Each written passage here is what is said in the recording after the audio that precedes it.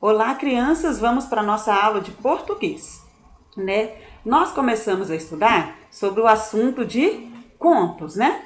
Então, nós começamos a estudar o capítulo 3 sobre contos maravilhosos, né? Hoje nós vamos ver que os contos também têm uma introdução, tem um conflito, né, quando acontece um problema, e tem o desenvolvimento do conto, como que o conto vai acontecendo. Tem o cenário aonde se passa, isso tudo nós já estudamos, eu estou recapitulando. E tem o desfecho, como é o final do conto, né?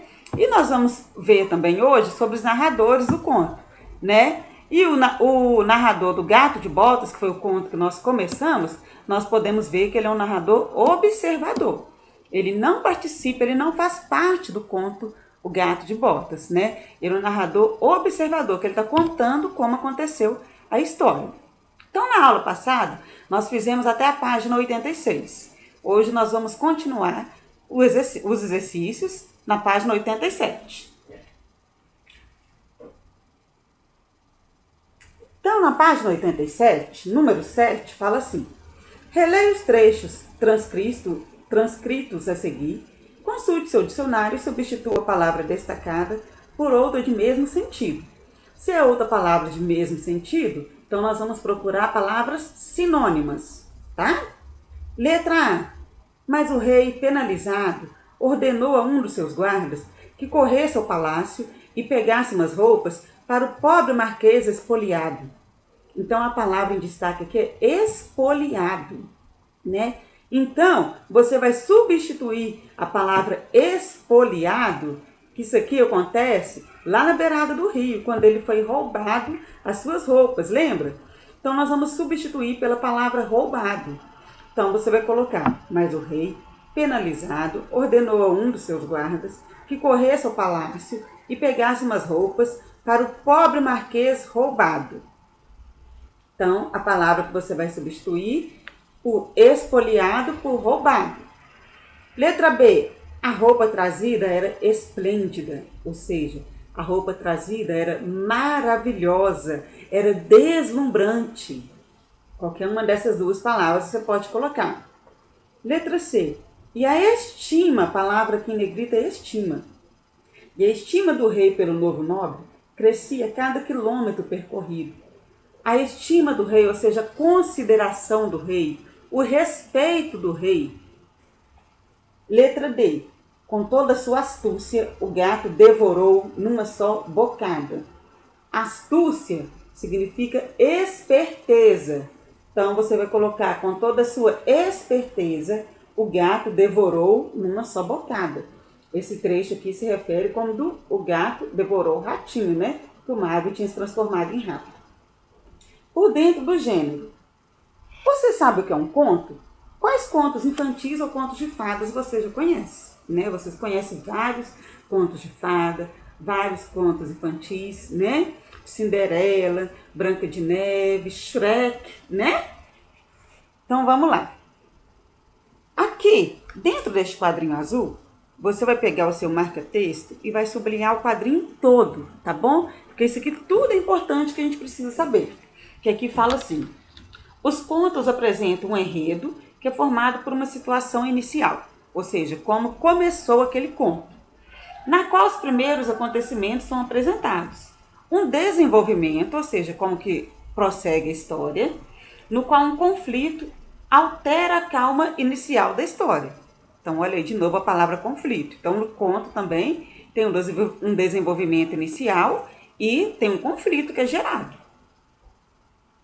E um desfecho ou conclusão, que é o momento em que o conflito é resolvido, ou seja, como termina o conto.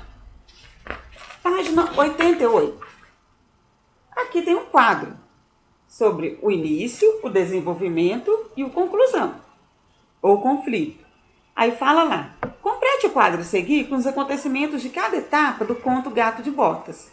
Então, no primeiro já está lá: introdução.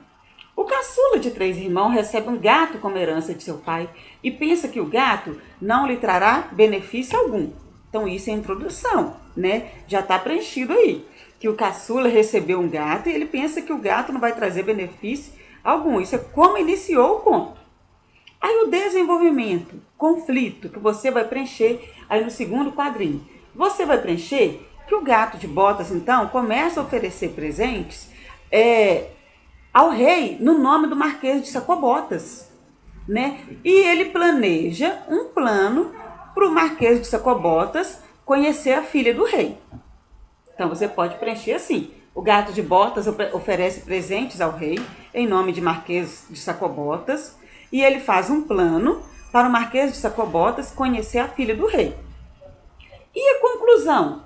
O Marquês de Sacobotas, ele se casa com a filha do rei e torna-se um príncipe. Ou seja, o que o gato queria aconteceu, né? Número 2. Cite os elementos fantasiosos presentes no conto lido. Elementos fantasiosos são elementos, como o próprio nome já diz, né? Da fantasia, do imaginário, coisa, né, que não é real.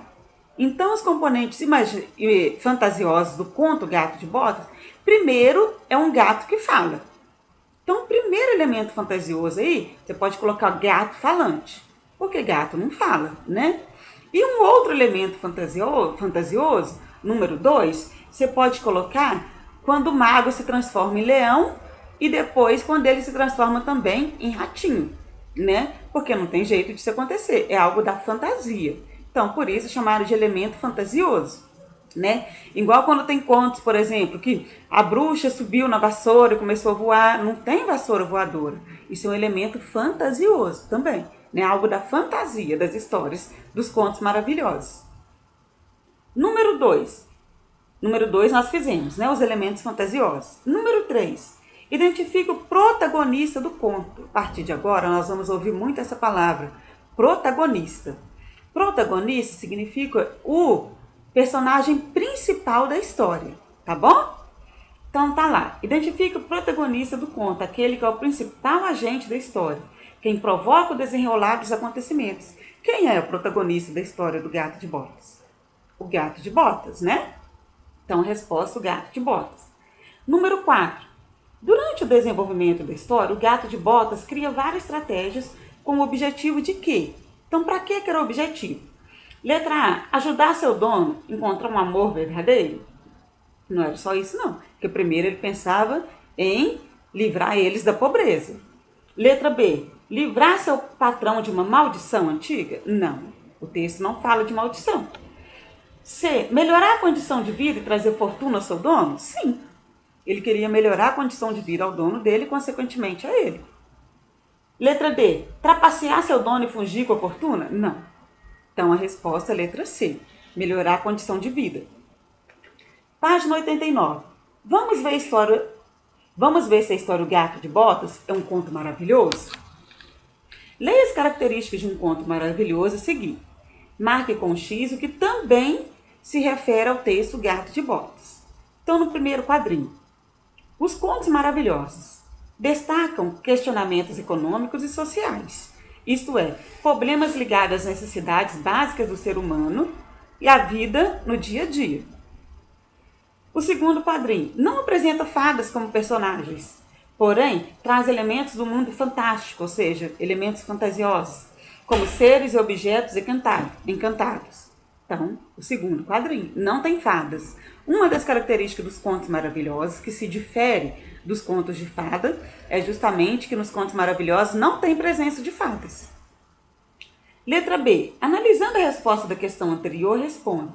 O conto Gato de Botas é um conto maravilhoso? Sim. Ele tem elementos fantasiosos, não tem presença de fadas, né? É um conto maravilhoso. 89. Veja as imagens. Então aqui, ó, essas pequenas imagens aqui, ó, de dois contos conhecidos. Era uma vez um casal de lenhadores muito pobres, com 7 filhos pequenos. Um deles, o caçula, era magro e fraco, mas esperto e inteligente. Era conhecido como Polegar, por ser muito pequeno ao nascer. Segundo, era uma vez um menino chamado João, que vivia com a sua mãe num casebre bem longe da cidade. Eles eram pobres, muito pobres, pobres de dar dó. Só o que tinha era uma vaca e viviam de vender seu leite. Então, tem dois contos aqui que a gente conhece bem. O Pequeno Polegar e João o Pé de Feijão. Então vamos lá na página 90. Você conhece essas histórias? Provavelmente, né? Letra A. Essas histórias apresentam características parecidas com o conto Gato de Botas? Podemos dizer que essas histórias também são contos maravilhosos? Sim. Né? Quais são as características parecidas? A situação econômica, né, que fala que eles eram pobres nas duas histórias, assim como o dono, né, o novo dono do Gato de Botas também era bem pobre. Então, sim. Letra B. Observe como estes contos começam. Era uma vez. É possível saber exatamente quando essas histórias ocorreram? Quando eu falo assim, era uma vez, não dá para mim saber se é 2015, se é 1950, se é 1714. Não. Era uma vez é um tempo indeterminado. Né? Então não dá para eu saber quando que foi isso. Era uma vez. Então aqui, nós vamos ler aqui as características dos contos maravilhosos, tá bom? Então você vai pegar o seu marca-texto aí para ir marcando. As narrativas se passam sempre no passado. Então pode sublinhar essa primeira frase, que as narrativas se passam no passado. Embora o tempo e o local em que os fatos aconteceram não sejam determinados. Exemplos: numa bela tarde de verão, em uma floresta, há muitos anos, em um reino distante. Os personagens são pessoas, animais ou objetos falantes, que se encontram em situações de pobreza e dificuldade, e que geralmente buscam a riqueza para resolver seus problemas. Então, nos contos maravilhosos, sempre vai ter essa situação de pobreza, né? O conflito sempre vai ser, nos contos maravilhosos, de querer sair da pobreza. É comum que o conto apresente um antagonista, que é o personagem que se opõe ao protagonista. O protagonista é o personagem principal. O antagonista é como se fosse o inimigo dele, tá? Que se opõe, que é contrário a ele, causando-lhe dificuldades. É comum que o antagonista se caracterize como um ser fantasioso, como gigantes, bruxos e magos. Aí pode sublinhar essa última frase também. É comum que o antagonista se caracterize como um ser fantasioso, como gigantes, bruxos, bruxas e magos. E página 91. A história é sempre contada por um narrador, que pode ou não participar dela. Pode ser o narrador personagem, né, quando ele participa, e o narrador observador, quando ele só conta a história. As falas dos personagens são normalmente apresentadas em diálogos, indicados no escrito por 2 pontos, travessão ou aspas. Número 7. Existem outras formas de começar um conto, diferentes de era uma vez. Entre as expressões a seguir, marque aquelas que seriam apropriadas para começar o conto Gato de Botas. No tempo em que os animais falavam, pode ser, pode marcar um X nela. Em um passado muito distante, também pode marcar um X no segundo quadrinho. Em um palácio encantado, não fala isso no Gato de Botas. Havia um certo rei, não, porque a história do Gato de Botas não se desenvolve a partir do rei, se desenvolve a partir do Gato de Botas. Era verão de 1874, não, porque não fala data. Em um bosque distante, poderia ser. Então, você vai marcar o primeiro, o segundo e o último quadrinho da questão 7. Questão 8. Sobre o texto Gato de Botas, responda. Letra A. Qual é o tipo de narrador do conto? Nós vimos que é um narrador observador, né? Que não participa, que ele conta a história. Letra B. Comprove sua resposta transcrevendo um trecho do texto. Então, você pode tirar lá do texto qualquer trecho que não seja fala de personagem, tá bom? Que não esteja com a travessão. Então, eu coloquei aqui. E logo ele virou um ratinho que começou a correr veloz pela sala toda.